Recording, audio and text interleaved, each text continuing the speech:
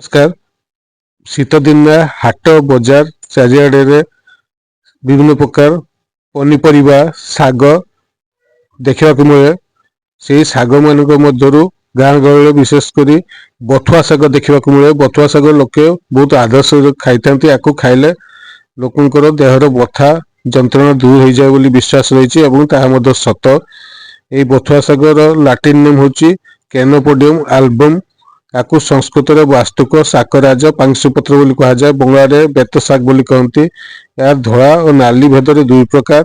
यार रस मधुर कटु और लघु गुण क्षार गुण युक्त।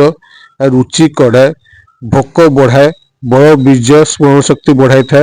या ज्वर कृमि अर्श पीहा स्प्लीन बढ़िया खाइले भल करे दे न था। रक्तस्राव को बंद करे। तेणु अर्शरे रक्त पड़ुले छेली दूध सहित बथुआ शागर रस खाइले अर्शरे रक्त पड़ा बंद हुए। पेटर जंत्रणा होते बारंबार शुणे की झाड़ा होते।